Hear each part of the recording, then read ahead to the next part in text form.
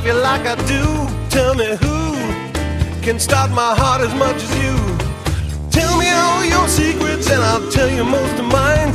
They say nobody's perfect, well that's really true this time. I don't have the answers, I don't have a plan.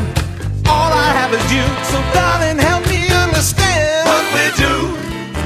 You can whisper in my ear where we go. Who knows what happens after here? Let's take each other's hand as we jump into the final frontier. I'm mad about you, baby. Yeah, I'm mad about you.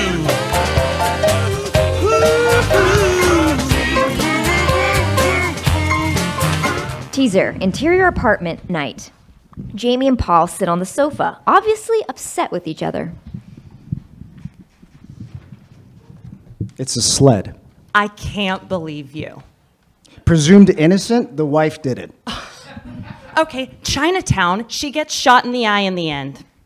They catch the monkey. Clint Eastwood gets shot. It was the French girl who was doing the burglaries. The dinosaurs eat San Diego.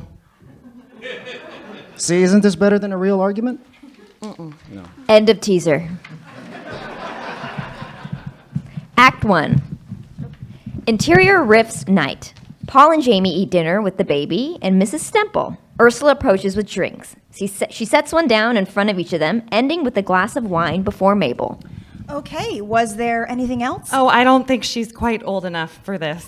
Right, okay, I'll have to see some ID then. I'll drink it. Yeah, I'll still need to see some ID. See, honey, it's fun to go out. Could I get some water, please? Ursula leaves. Jamie rummages through her baby bag for a jar of baby food. She takes it out as Ursula returns with a dish of food for Jamie. Do you not want your fish? Actually, that was me. Okay, sir, I'll be right with you. Fair enough. Jamie tries maneuvering, eating her lunch and feeding the baby. Mrs. Stemple sips the wine and watches. Jamie, do you want me to? No, Mom, we are taking you out. You just sit there, okay? Honey, could you? Yeah. As Paul starts spooning baby food into Mabel's mouth, Ursula returns and sets a dish in front of Paul. She clocks the baby food. Okay, I'm not sure where that's on the menu, so I'll just check how to charge you. Oh no, we brought this for the baby. Right, so I'll check on that. She leaves. Is she new? Actually, no. Now Paul maneuvers eating and feeding Mabel. Mrs. Stemple, meanwhile, has finished her meal. Please, let me feed my granddaughter. Yes, of course. Just be sure to... She doesn't like it too fast or too slow. Believe it or not, I've done this before. As Mrs. Stemple goes to feed the baby, Mabel begins to cry loudly. Ursula rushes back over. Ma'am, you're just going to have to wait. What? Making noise won't make your meal arrive faster. Jamie motions to her meal, very present on the table, then points to the crying baby. Yes, very cute. Did she need something? Actually, she was looking at the souvlaki. I'll check on it. Ursula leaves. They've never had souvlaki on the menu. Jamie takes Mabel back for Mrs. Stemple. Mabel stops crying when Jamie feeds her. Is that good? Yeah, Mommy's hungry too. Mommy hasn't eaten all day. Know what? Mommy has to eat too. Paul begins feeding Jamie her food as Jamie feeds the baby. Ursula walks by. Miss, another wine, please. Jamie realizes how silly this all is, but Paul keeps spooning food into her mouth. Paul, maybe we should just go. Paul, wait, we should just go. You think? Yeah, she's not ready to go out yet. You're right. Let's get this to go. They look to the bar where Ursula is trying to stuff a whole chicken into a takeout bag. Or not. Yeah. Mom, would you take her? Come here, baby.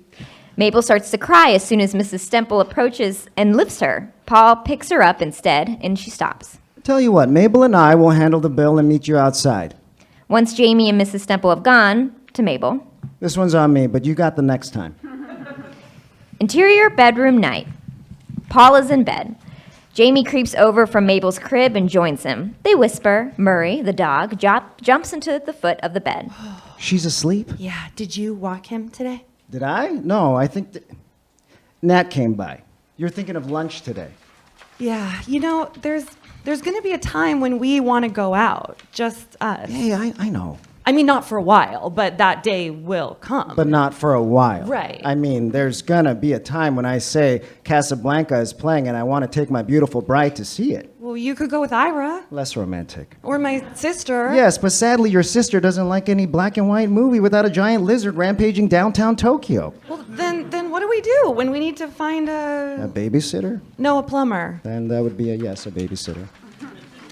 I mean, she's so little. She is a little girl. And just to find this stranger. Well, it doesn't have to be a stranger, you know? Well, maybe we should call Fran tomorrow and see who she used for Ryan. Or we could do that and not ask one of our parents. I mean, my mother has been good with Mabel. But did you see that tonight? Mabel cried whenever your mother got near her. Didn't that strike you as odd? It was a very trying evening. Nonetheless. It was a very trying evening. Yes, dear, it was. Interior apartment day. A few days later, Jamie's on the sofa with Mabel, watching I Love Lucy. Paul enters carrying film equipment, which he sets up on the table. And how are my girls this afternoon? Honey, am I madcap? I'm sorry, are you what? We're watching I Love Lucy, and I was just wondering if you would describe me as madcap. More pleasantly nutty. You're not so madcap yourself. But I am certainly more madcap than you, my friend. What are we talking about here? Okay, did you call Fran about the SITTER? Not yet. When we decide we need a SITTER, then I'll ask her. Okay, here's something. You remember Howie Greenstein, who I went to school with? No. I went to school with him. You remember? He's a good friend of mine. I talk to him all the time. Howie. She has no idea. Okay, maybe not. Howie edited my thesis film, and he's getting a major award at this film luncheon thing. And you'd like to go to this film luncheon thing? I would, yes. Okay, so go. All right, so here's the thing. My good friend Howie would be pleased if my lovely wife and I would join him for this editing award. Well, when is it? Sunday. And you're just finding out now? How long have you known? Only a week and a half. 2 weeks. 2.5 weeks. Why are you like this? I can go alone. No. I want to go with you. I really do, but I don't think she's ready. You don't think she's ready? You don't think she's ready, or... Don't be smart. Very mom, you're a natural. Well, okay, maybe we can do it. Let's do it. Let's find someone to SIT on Sunday. You are so good to me. I really am. Go warm the bottle that's in the fridge. Paul crosses to the kitchen. So good. We'll call Fran or your mother. Or my mother. Fran follows him as he gets the bottle ready, and Jamie enters with Mabel. I'm sorry. What was that? What? What did you say just now? When? Just now. When you came in here. Right, yes. What was the question again? She shoots him a look of exasperation. The door buzzer buzzes. She leaves to answer it. In the living room, Jamie answers the door. It's Ira. Hey, James. Hey, Mabes. How are you? Where's my bum cousin? Kitchen. Jamie takes Mabel to the bedroom. Ira goes over to the kitchen. Hey, what's up with James? She seemed upset. She's okay. She just needs some time to herself, I think. In the bedroom, Jamie puts Mabel in the crib. Your daddy's going to be in some trouble if he asks his mother to babysit, isn't he? Yes, he is. Yes, he is. And he's going to be in trouble if he... Oh, no. Jamie rushes out of the room. In the kitchen. And I know Jamie would be comfortable with someone in the family. Hey, listen, what are you doing Sunday? Not Ira. What's that? Not Ira. Would you give us a minute? But of course. Paul and Jamie enter from the kitchen. I'm sorry. Will you tell Ira I'm sorry? No, that's okay. What's the matter? He's going to use Mabel to pick up women. No. Yes. You think? Remember when we let him walk Murray? Yeah? It's 10 times worse. You didn't ask him yet, did you? A little bit. Then unask him. I'm sorry, but do it. Interior kitchen. Jamie and Paul enter. Ira is testing the milk from the bottle on his wrist. Hey, Paulie, I need to ask you. Sunday, you doing anything? Sunday. Yeah, because I need someone to cover the store. There's a sporting goods convention upstate all weekend. So you're leaving town? All weekend. Ira, it's not that I didn't James, want... Forget it. I probably just use Mabel to meet women, right? Oh. Can my father watch the store Sunday? Hey, good idea. Hey, then your mother can babysit, huh? All right. All right, I got to get back to the store. Last time I left Roy in charge for this long, he Insert joke. Yep.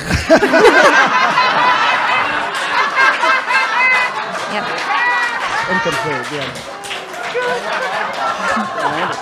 Yep. Interior living room. Paul and Jamie walk Ira to the door. He leaves. Paul goes to the sofa, petting Murray. Jamie goes through the mail.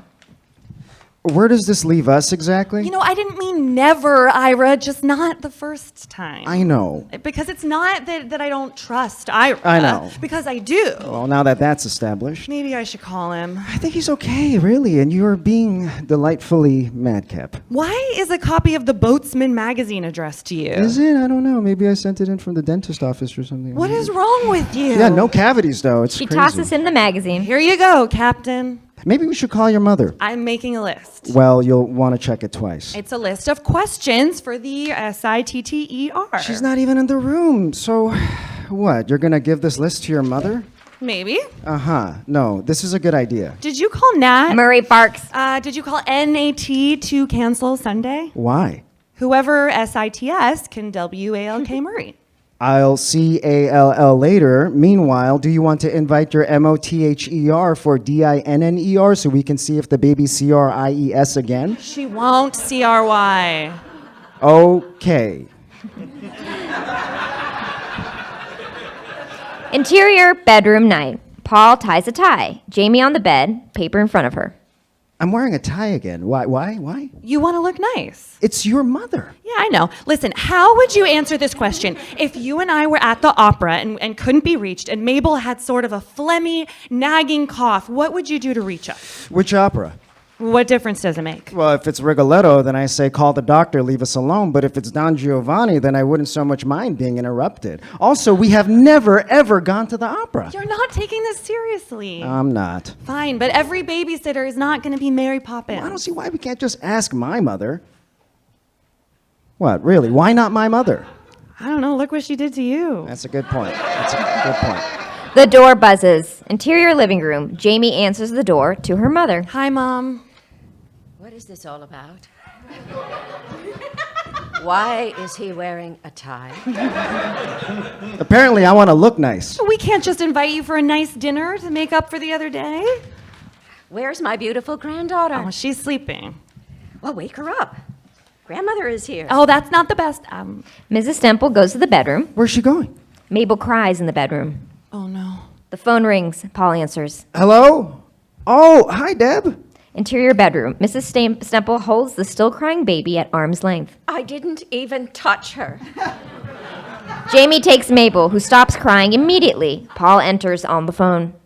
What does Joan say? Well, what does Joan know? Mom, what happened? Oh, I don't know.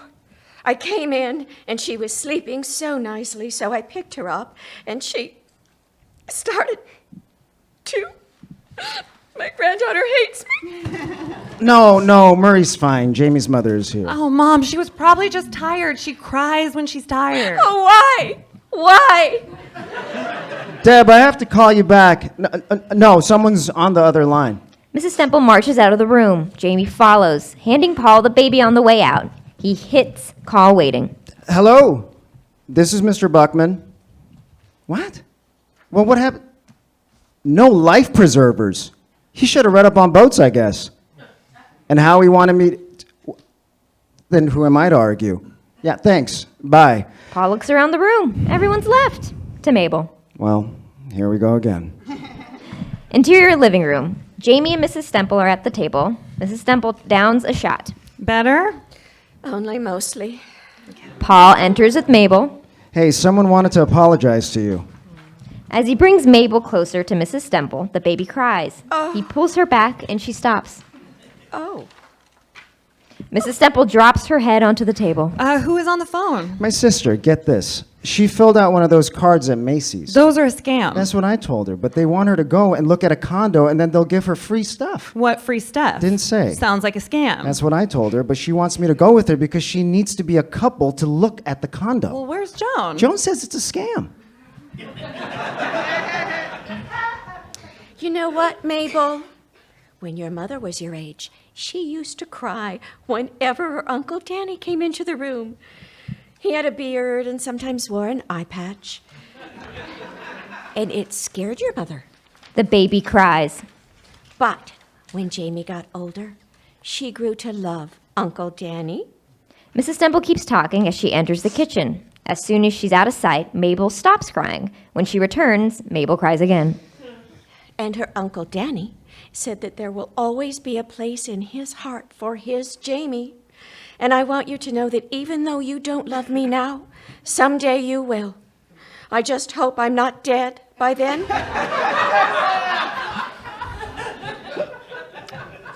Thank you for having me, dear.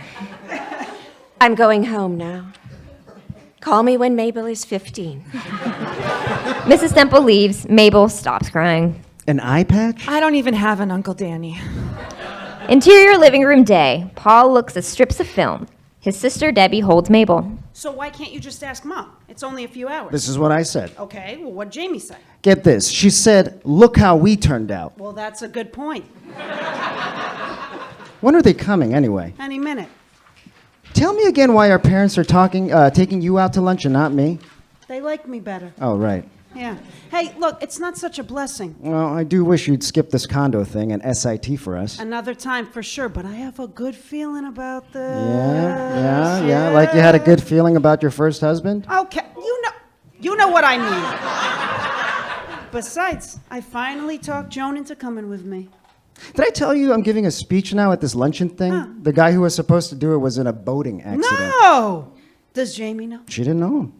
You mean about the speech? Yeah. Oh no, I don't want her to feel bad if she has to stay home with Mabel. Well, what are you going to say for the speech? Something about editing. Did you ever meet Howie? Well, was he the one with the trench coat all the time? That was Selby. Oh, Selby, no, yeah. Whatever happened to him? Door buzzes. Paul answers and lets his parents in. Where's my baby? I'm right here, Mom. No, that's very funny. Okay. Did you guys want anything to drink before you go out without me? No. Let me say hello to my granddaughter, then we'll leave you to work. Sylvia picks up the baby and Mabel cries. She hands Mabel to Bert and she stops crying. Jamie, we don't like her being passed around so much. She gets disoriented. Same. Sylvia's pager goes off. Oh, that's me. Ma, you have a beeper? She has a beeper. Ma, why do you need a beeper? A pager, dear. Young hoods have beepers. And doctors. I'll use the phone in your room. Dad, why does she have a beeper? Just in case. She goes to the bedroom. Just in case. Of what? You guys don't actually do anything. I'm working for Ira on Sunday. And for that, my mother needs a beeper? Pager! Does she have friends? Meetings? Emergency surgeries? What? We got a good deal. I didn't know you were working for Ira, Dad. Sylvia re-enters. Neither did I. It'll be good to get back in the game. Hey, that could be our new slogan. Buckman Sporting Goods, get back in the game. Not bad, huh? Why don't I come visit with you and Mabel on Sunday while your dad's at the store? Paul? Mama, shouldn't we get going? The reservation? Yes, I'm hungry.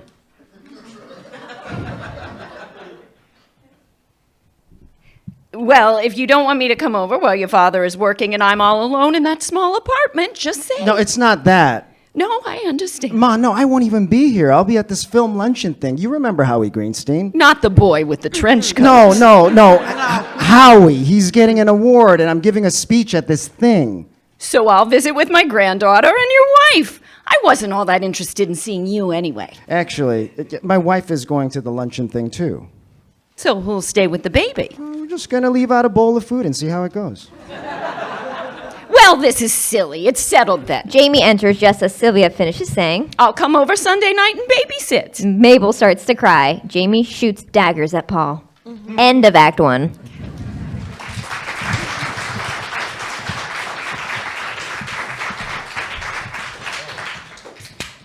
Act 2. Interior living room the next day. Paul is working. Fran rocks Mabel.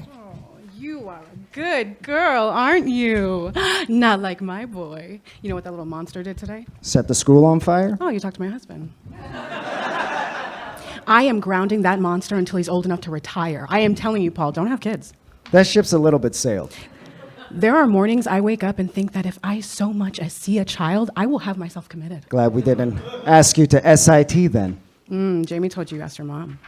I didn't so much ask her as she's doing it. Meanwhile, you got to see this. He takes a photo of Jamie's mother from the bookshelf and holds it up to Mabel, who starts to cry, who pulls it away, and she stops. He puts it back in front of her. Mabel cries again. How bizarre. Can I try? Jamie enters, and Paul quickly puts the photo back on the shelf. Fran, please tell me you and Mark went through this finding an SITTER for Ryan when he was this age. Oh, please. We should have given the little sociopath up for adoption. You know what? I'm sure there's a terrorist cell somewhere that could use his skills. Is there someone that you can think of we can ask? Someone really overqualified? Oh, I was wondering when you were going to ask. Fran pulls a ridiculously long list from her purse and hands it to Jamie. Names, phone numbers, references, educational information, all have degrees, some have from Ivy. Oh, do you mind if I call a few right now? Jamie picks up the phone and dials. Hi, this is Jamie Buckman. I got your name from Fran and Mark and... Hello? Hello? Huh. She dials the next number. Hi, I understand you provide babysitting services. Oh, great. I got your name from Fran and... Oh, hello? You wouldn't want someone who acts that way anyway. Jamie dials the next number. Hi, I'm calling in reference to some past babysitting experiences. Fran and Mark... An angry, squawking voice comes over the receiver. Jamie hangs up. You know, I'll just try the rest later. I'm sorry. Ryan would scare off Hannibal Lecter. Yeah, don't worry about this. I don't know why I didn't just do this in the first place. Honey, have you seen the mayonnaise? It's in the refrigerator. What I'm saying is maybe you should come with me now and look at the mayonnaise because it was making funny noises earlier. Go. Interior kitchen. Jamie and Paul enter. What? I'm only thinking maybe Fran isn't the best person to babysit. What are you talking about? She practically raised Ryan herself. Say that again, but listen to the words. Fran is our best friend. You don't think you're being a little silly? Well, maybe a little. Don't you trust her? Of course I trust her. Do you think there's anyone who loves Mabel as much as she does? Well, present company excluded, I guess not. So, what's the problem? Know what? Nothing is. Interior living room. They return. Everything all right? Fran, the thing is, what my problem was, but it's not now, and we're thinking... Oh, you want me to babysit on Sunday? This is all I'm saying. Oh, I'd love to. I can't believe it took you so long to ask me. Well, I wanted to, but Jamie wasn't so keen on the idea. Yeah. Paul, why don't you call and cancel Nat again, and I'll show Fran the new diapers and where my nipples are. I'll leave that right there. Okay. Interior living room night. Paul stands in front of the sofa where Murray sits beside Mabel in her baby seat. Paul reads from index cards. Editing is indeed the greatest unsung art of the movie-making business. Filmmaking? Movie-making. What do you two know? You just... Door buzzes and he answers. Oh, good. Come in. I need your help. We got Fran to babysit. What about Mom? This is the problem. She and Dad are coming over in like any minute, and I still don't know how to tell her we don't want her. Where's Jamie? Back soon. And you want to do this before she gets home? You know how Mom is. Do I know? Yes, I know. Door buzzes. Paul answers. It's his parents. Bert has a little pink football. Sylvia sits, picks up Mabel. I brought this for the baby. Yeah. I don't know that she's a linebacker yet. You can never start too early. Mom, I need to talk to you. Oh, God, you're straight. No, Ma, just Paul wants to tell you something. What is it? Bert, what's going on? I just came for the ride.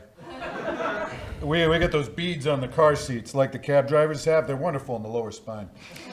Paul, is something the matter? Yeah, there is actually one thing about the whole thing with you, with the baby, and also with me and Jamie. Jamie suddenly enters. She looks at Paul, who shrugs guiltily, at Debbie, who shakes her head. No.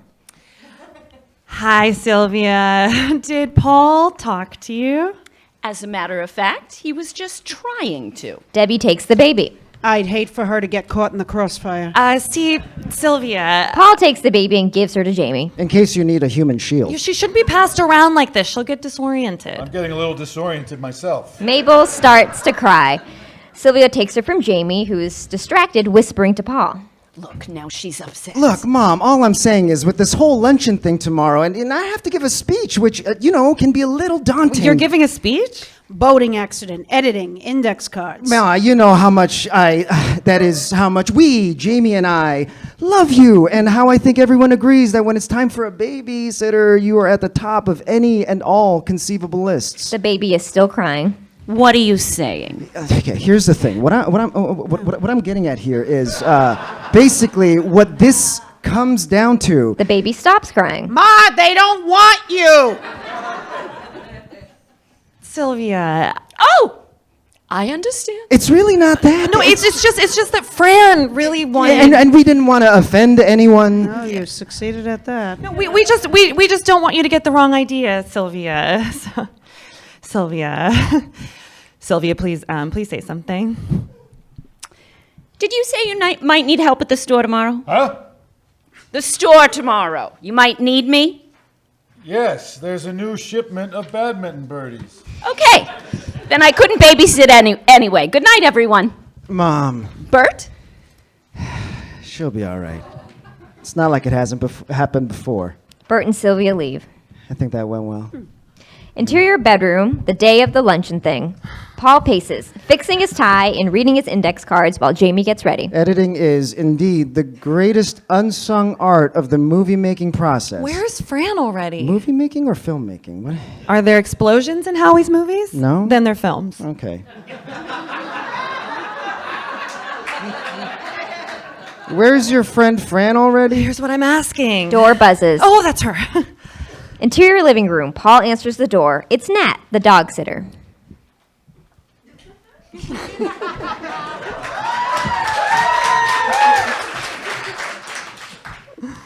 Hey, Mr. Buckman, how's the whole Buckman clan? Fine. Nat, didn't my wife call you? Jamie enters from the bedroom carrying Mabel. Nat! Hey, Miss Buckman. Oh, and baby Mabel too. Jeez, golly, she's just getting bigger every day, isn't she? Yeah, Nat, didn't Paul call you about canceling today? No, ma'am. I'm sorry. Nat, hear the phone ringing. Nat, do you mind, Gosh, no, Miss Buckman. Have 5 sips myself, you know? Is that a fact? Yes. 5? Yes, sir. Practically raised them myself. His phone rings. Jamie answers the phone. Hello? Fran, hey, where are you? Well, we have to go right now, so... What? Why not? Oh, okay. I guess. Call us later if you survive. She hangs up. Ryan locked Fran and Mark in an apartment and crawled up the chimney. Hey, listen, if you can't go, you can't go. I promise not to have fun, okay? There'll be other luncheon things. I know, but I finally felt like we were ready, you know? They watch Nat a moment, rocking Mabel and singing to her. 5 sibs, he said. Practically raised them himself. They look at him again. Is this a good idea? Murray plops himself at Nat's feet. Ah, hey, buddy. How are you, my furry friend? Of course, you know Mabel the baby. I think it might be. Yeah, hey, Nat, you ever think about babysitting? Oh, hey, that was a smile there, Mabel baby. Oh, sorry, Mr. Buckman. What was that? I was distracted by this swell baby smiling for no reason. Nat, would you want to babysit for Mabel? Oh, gosh, Miss Buckman, are you kidding me? No, sir. Gosh, am I flattered? Of course I'd love to. Are you kidding me? Are you busy right now? I mean, only plan was to hang out with my friend Murray here. Tell you what, the stroller is in the closet here. Why don't you and Mabel walk the baby together? Oh, I think she'd love that. Wouldn't you, Mabel? This is just great. Yeah. Yeah, I think it might be. Fade out. End of episode.